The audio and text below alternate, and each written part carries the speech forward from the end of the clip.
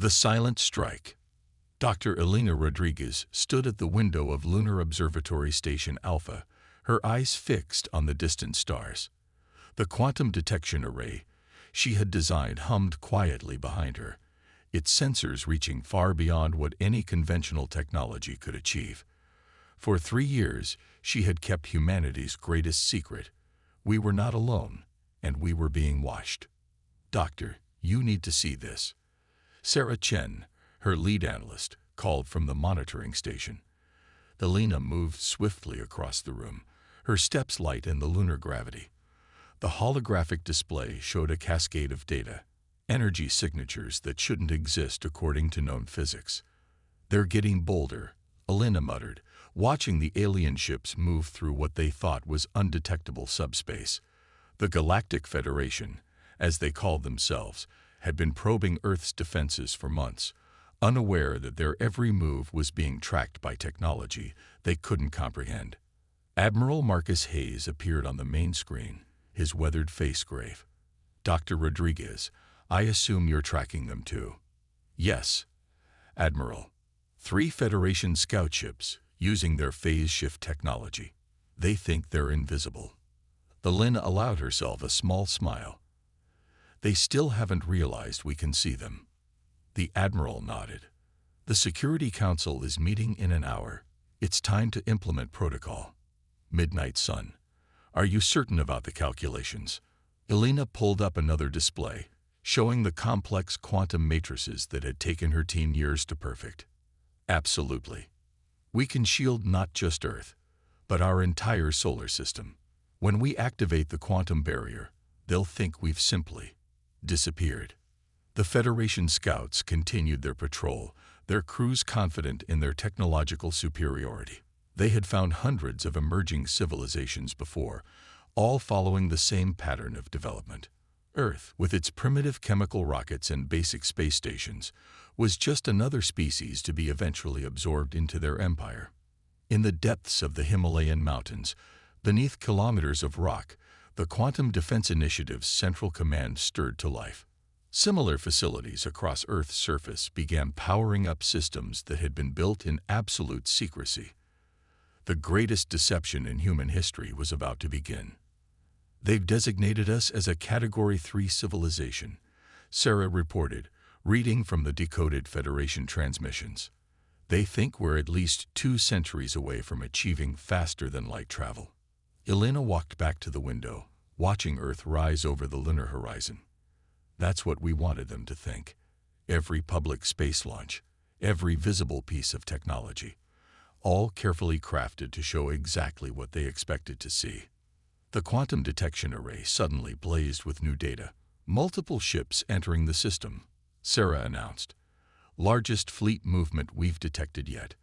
They're heading straight for Mars." Admiral Hayes's voice carried a steel edge. "They're moving faster than we anticipated." "Dr. Rodriguez, how soon can we implement the barrier?"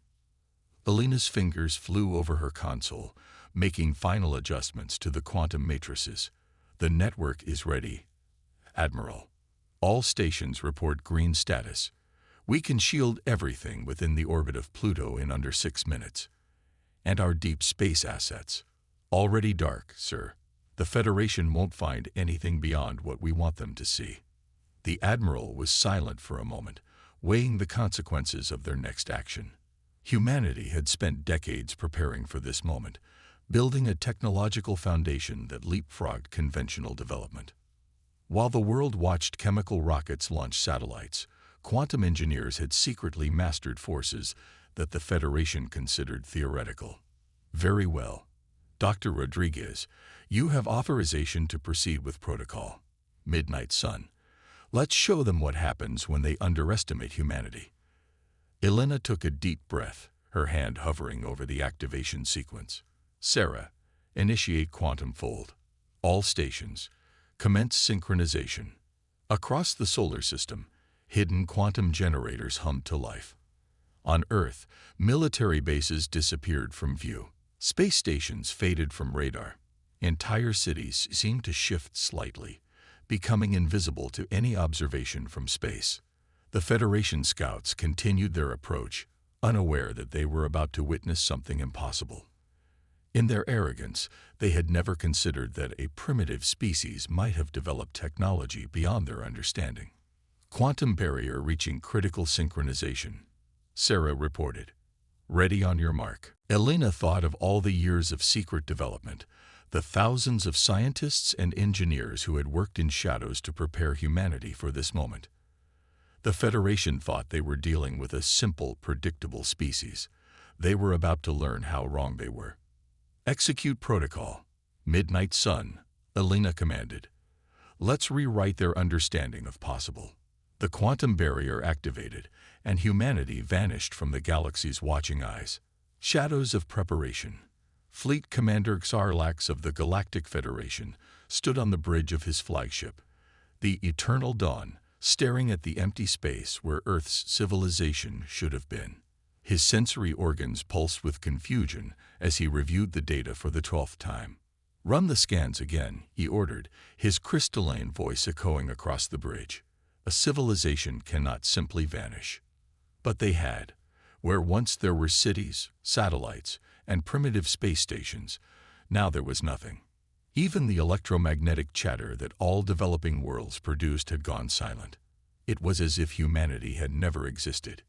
Deep within the quantum-shielded heart of Geneva, the United Earth Council convened its emergency session. Representatives from every nation sat around a circular table, their faces illuminated by holographic displays showing the Federation fleet's movements. General Maria Santos, head of Earth's defense forces, stood at the center. The Federation fleet has increased to 300 ships. They're conducting detailed scans of the solar system, but the quantum barrier is holding. To them, we're completely invisible. And our offensive capabilities? Asked the Chinese representative, her voice calm but intent. Fully operational, replied Dr. Rodriguez, who had been brought in from the lunar facility. The quantum weapon platforms are in position, masked by the same technology that's hiding our civilization. We could disable their entire fleet with a single command. The room fell silent as the implications sank in. Humanity had not only achieved technological superiority, but had done so in complete secrecy. The quantum revolution hadn't just changed their understanding of physics, it had transformed their entire strategic position in the galaxy. In orbit around Saturn, Commander Lisa Chen watched the Federation ships through quantum-enhanced sensors. Her vessel, the QSS Nightshade, was the first of humanity's true space warships. Unlike the chemical rockets and fission drives they showed to the world, the Nightshade moved through space by manipulating the quantum fabric itself. Status report, she called to her crew. Federation ships are expanding their search pattern, reported Lieutenant James O'Neill. They're particularly interested in the Mars colony sites. Looks like they're trying to figure out where 3 million colonists could have disappeared to. Chen smiled. The Mars colonies had been their most elaborate deception. While the Federation observed humans struggling to establish small, pressurized habitats on the Red Planet, the real colonies had been built underground, powered by quantum reactors, and protected by fields that made them undetectable. Back on Earth, in the Himalayan Command Center, Admiral Hayes reviewed the latest intelligence. The Federation's confusion was turning to concern. Their ships were beginning to show signs of agitation, conducting increasingly erratic search patterns. Dr. Rodriguez, he called over the quantum comm. How are they handling the disappearance psychologically? Elena's hologram appeared in his office, her expression thoughtful. Their communication show increasing signs of stress. They've never encountered anything like this. Their entire understanding of technological progression is based on predictable patterns, and we've just shattered that model completely. Good. Hayes nodded. And the quantum net? Expanding as planned. We've already extended it to the Kuiper Belt. Any Federation ship that enters our solar system is now being tracked by quantum sensors they can't detect. We're mapping their entire command structure, their weapons capabilities, their communication protocols. In the void between Mars and Jupiter, another Federation fleet emerged from hyperspace. These ships were larger, bristling with weapons. They had come prepared for conflict, but found themselves facing an enemy that had apparently ceased to exist. Commander Chen watched them from the Nightshade's bridge. They're bringing in their heavy units. Battleships, carrier vessels, planet crackers. They're taking us seriously now. All according to plan. Elena's voice came through the quantum comm. The more forces they commit to this mystery, the more resources we can analyze. Every ship they send gives us more data about their technological capabilities. In the Geneva Council chamber, the representatives had moved from surprise to strategic planning. The Russian delegate leaned forward, his voice firm. When do we reveal ourselves? We cannot hide forever. We don't need to hide forever, General Santos replied. Just long enough to complete our analysis of their capabilities and finish deploying our defensive network. When we do reveal ourselves, it will be from a position of absolute strength. Dr. Rodriguez's hologram nodded in agreement. The Federation's entire power structure is based on technological superiority. When they realize we've not only matched but exceeded their capabilities, it will force them to completely reevaluate their approach to interstellar relations. The quantum sensors continued their silent watch as more Federation ships arrived. Each vessel was analyzed, its weapons cataloged, its vulnerabilities noted. Humanity had turned their greatest weakness, their apparent technological inferiority, into their greatest strength. Admiral Hayes stood at his command center, watching the Federation fleet grow. They had expected to find a primitive species ready for conquest or absorption. Instead, they had found nothing, and that nothing was more terrifying than any weapon humanity could have revealed. Sometimes, he mused, the most powerful message is silence. When we finally speak to them, they will have no choice but to listen. The Federation's ultimatum. High Counselor Vexthor of the Galactic Federation paced the crystalline floor of the Emergency Council chamber. The massive displays surrounding him showed the same impossible data. Earth and its colonies had vanished without a trace. 2 weeks of searching with the largest fleet ever assembled had yielded nothing. This defies all known laws of physics, declared Science Director Zira, her tentacles writhing in agitation. No civilization at their development stage should be capable of this level of deception. Then we have been deceived from the beginning, Vexthor concluded. His inner membranes pulsed with anger. These humans are more dangerous than we imagined. In the quantum-shielded command center beneath Mount Fuji, Dr. Elena Rodriguez watched the Federation's internal debate through their quantum surveillance network. Admiral Hayes stood beside her, his expression grim as they listened to the translation. They're preparing to escalate, Elena noted, highlighting a series of command transmissions between Federation vessels. They're bringing in their planet-killer platforms. Hayes nodded slowly. As expected, when faced with something they don't understand, they resort to overwhelming force. Have they detected any of our quantum probes? No, Elena smiled. They're still using conventional scanning methods. Their entire technological framework is based on manipulating space-time through brute force. The concept of quantum observation at this level is completely foreign to them. The Federation's next move came swiftly. Massive ships emerged from hyperspace, carrying devices that could tear planets apart.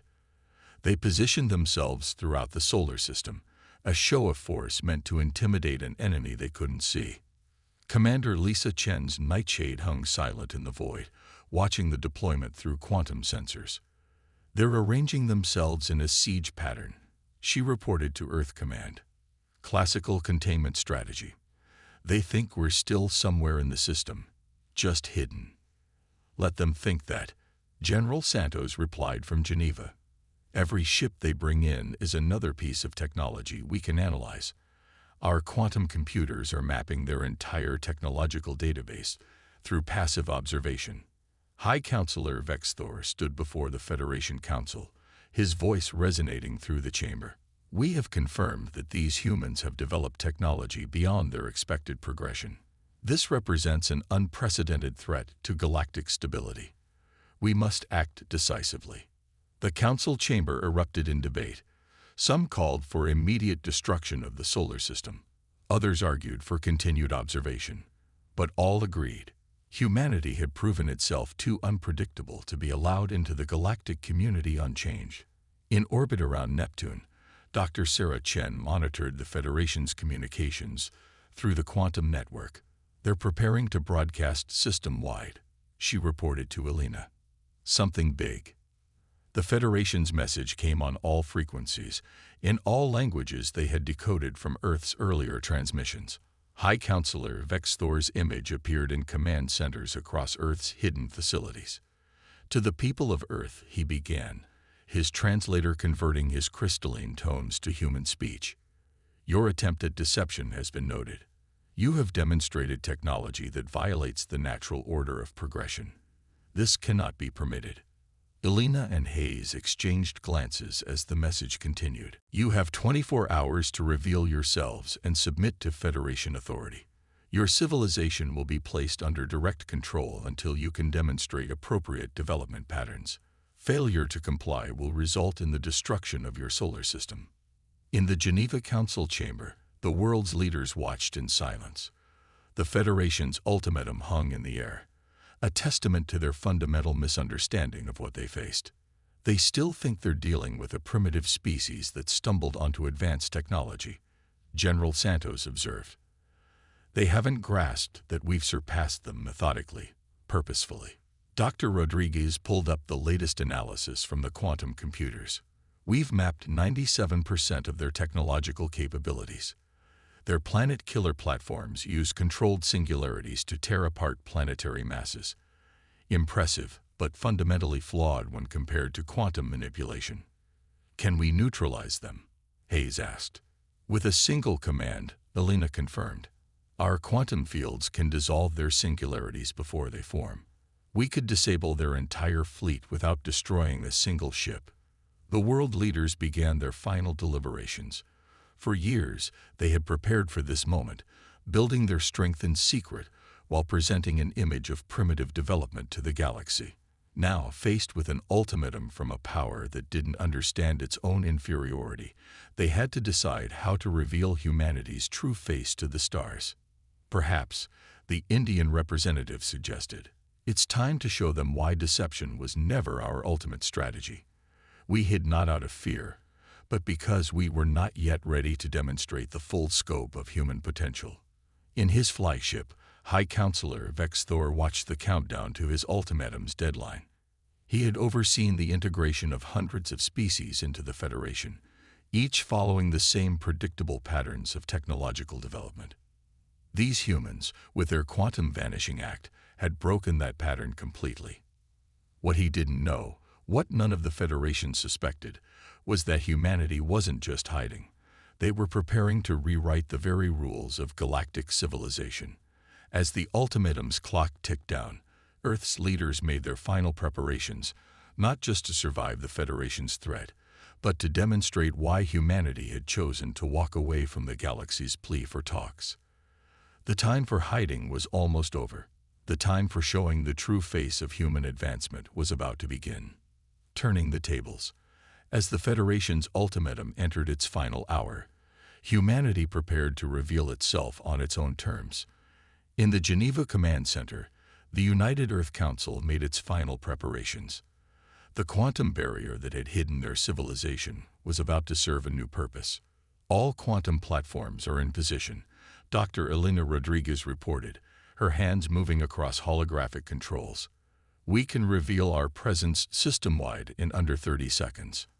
Admiral Hayes nodded, his eyes fixed on the tactical display showing the Federation fleet's positions. "Begin the sequence.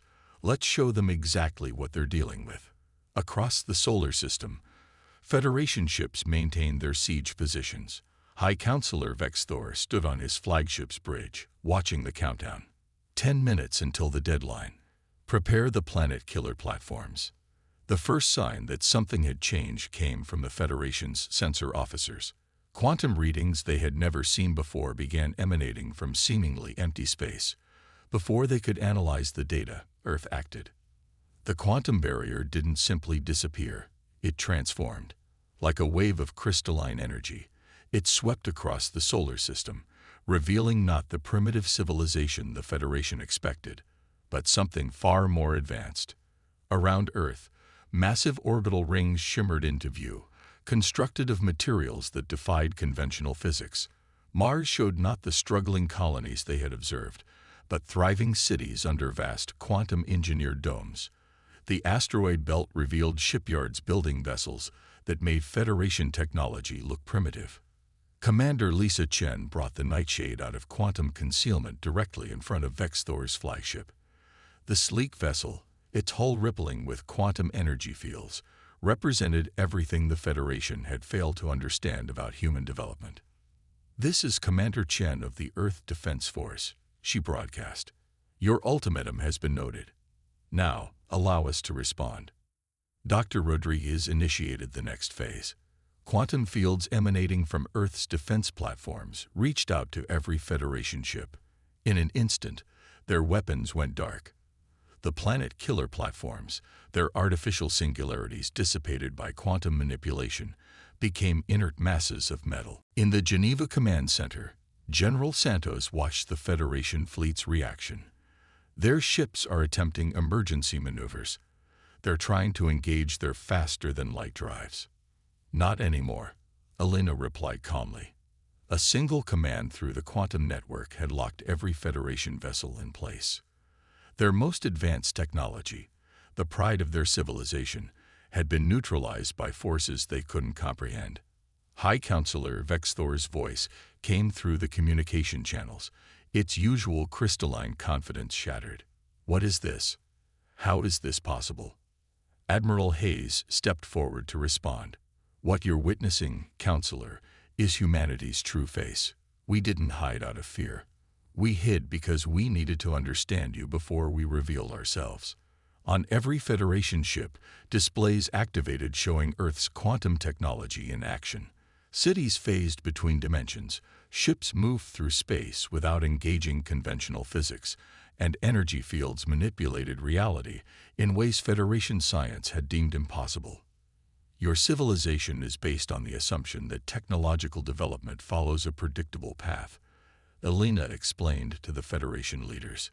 "You expect species to discover spaceflight, then faster-than-light travel, then energy manipulation. But humanity took a different route. We cracked the quantum code first, and everything else followed." In orbit around Jupiter, Federation scientists watched in awe as human quantum platforms reconstructed one of Jupiter's moons in real time, demonstrating control over matter at the fundamental level. Their entire understanding of physics was being rewritten before their eyes. Commander Chen's voice carried across all channels. "Your planet killer platforms are impressive, Counselor. They represent the peak of what conventional physics can achieve. But let us show you what quantum engineering can do." A single human vessel, smaller than the Federation's smallest scout ship, approached Jupiter. With a pulse of quantum energy, it created a corridor through space-time, moving the gas giant and all its moons to a new position, then returning them perfectly to their original orbits. "Impossible," Vex Thor whispered. "This violates every law of physics we know." "No," Elena corrected. "It violates every law of physics you know. Humanity has been operating under a different understanding of the universe for decades. We chose not to share this knowledge because we saw how the Federation treated civilizations it deemed advanced enough to contact." In the Geneva Command Center, the world's leaders watched as the Federation fleet hung powerless in space. Their greatest weapons had been neutralized, their fastest ships frozen in place, all by technology they couldn't detect until humanity chose to reveal it. "We are not interested in your pattern of civilization development," Admiral Hayes declared. "We are not interested in submitting to Federation authority. What we are interested in is establishing a new paradigm for galactic relations." The quantum platforms around Earth pulsed with energy, creating a display visible to every ship in the system. It showed thousands of human vessels, each more advanced than anything the Federation possessed, emerging from quantum space. "This is humanity's counterproposal," Hayes continued. "You can either accept that your understanding of technology, of physics, and if civilization itself is incomplete, or you can learn this lesson the hard way. The Federation fleet, for the first time in its history, faced a species that had completely outmaneuvered them. They had come expecting to find primitives in need of guidance. Instead, they had found teachers, a new order. 3 days after humanity's revelation, the Grand Council chamber of the Galactic Federation had never been so quiet. Representatives from 1,000 worlds sat in stunned silence as they watched the quantum-enhanced transmission from Earth. High Counselor Vexthor, his crystalline form dulled with stress, stood before them. "The humans have not only matched our technological achievement," he announced, his voice carrying the weight of defeat. "They have surpassed it in ways we didn't believe possible." Dr. Elena Rodriguez stood on the surface of Mars, watching Earth rise over the quantum dome of New Alexandria City. The Federation's diplomatic delegation would be arriving soon, not as conquerors or supervisors, but as students. "The quantum fields are picking up their approach," Sarah Chen reported from her station. 5 ships, all powered down as requested. "They're actually following our protocols." Elena smiled. Amazing how quickly they learn when properly motivated. In orbit, Commander Lisa Chen's Nightshade escorted the Federation vessels. The once proud ships now seemed antiquated compared to the quantum technology openly displayed throughout the solar system. Their crews watched in awe as human vessels phased in and out of reality, moving through space in ways their scientists were still struggling to explain. The Geneva Council chamber had been transformed for this historic meeting. Representatives from Earth sat alongside holographic projections of colony leaders from Mars, Europa, and the outer system settlements. Admiral Hayes stood at the central podium, preparing to address not just humanity's leadership, but the entire Federation through quantum-enhanced transmission. "For centuries," he began, "the Federation has operated under the assumption that technological progress follows a fixed path. Today, that assumption ends. Humanity didn't hide because we were weak. We hid because we saw the Federation's pattern of forcing civilizations into its predetermined mold of development." The Federation delegates shifted uncomfortably in their seats as Hayes continued. "We spent decades watching you, learning about your civilization while presenting the face you expected to see. What we discovered was a galaxy in desperate need of new perspectives." Dr. Rodriguez stepped forward, activating a holographic display that filled the chamber. It showed the quantum principles that humanity had mastered, theories that rewrote the foundations of physics itself. "Your civilization built itself on manipulating space-time through brute force," she explained. "Massive engines to bend space, artificial singularities to destroy planets. We took a different approach. We learned to speak to the quantum fabric of reality itself." In orbit around Saturn, Federation scientists watched in amazement as human engineers reconstructed one of the planet's rings, rearranging billions of particles with perfect precision using quantum fields. Their entire understanding of matter and energy was being systematically reconstructed. "We are not interested in joining the Federation as it exists," General Santos declared, "but we are willing to help build something new. A galactic community based on mutual understanding and shared growth, not enforced conformity." High Counselor Vexthor, his pride wrestled into submission by reality, addressed the chamber. "The Federation has existed for 10,000 years. In all that time, we never imagined, never considered that our understanding of progress could be so fundamentally wrong." "That was your first mistake," Elena responded, her voice kind but firm. "You stopped imagining. You stopped considering alternatives. You turned your civilization's greatest achievement, bringing order to the galaxy, into its greatest weakness." Across the solar system, quantum platforms continued their work, maintaining the new networks of human civilization. The Federation representatives watched as humanity demonstrated technology that their best scientists had deemed theoretically impossible mere days ago. "Here is our proposal," Admiral Hayes announced. "The Federation will acknowledge humanity's independence and our right to develop along our own path. In return, we will share our quantum technology. gradually with those civilizations ready to understand it. And those who refuse, Vex Thor asked, will be free to continue their current path, Hayes replied. But they will do so understanding that the galaxy is far more complex, far more wonderful than their theories suggest. The age of enforced conformity is over. The age of true discovery is about to begin. The quantum fields rippled across space, carrying this declaration to every Federation world. Humanity had not just revealed itself, it had fundamentally altered the balance of power in the galaxy. In the depths of the Himalayan Command Center, Dr. Rodriguez watched the Federation Council's votes come in. One by one, they accepted Earth's terms. Not out of fear, though humanity's power was undeniable, but out of recognition that their civilization had stagnated within its self-imposed limitations. We spent so long watching them, Elena mused to Admiral Hayes, learning their strengths and weaknesses. In the end, their greatest weakness wasn't their technology or their strategy. It was their certainty, Hayes finished.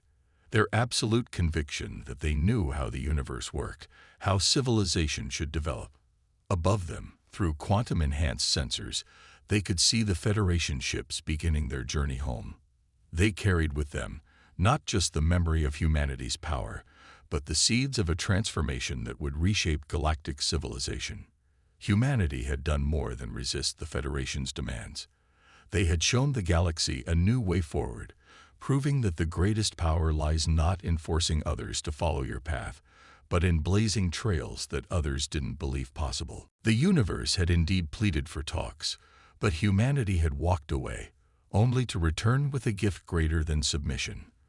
The promise of genuine evolution, of true advancement, and of a future where every civilization could find its own way to the stars.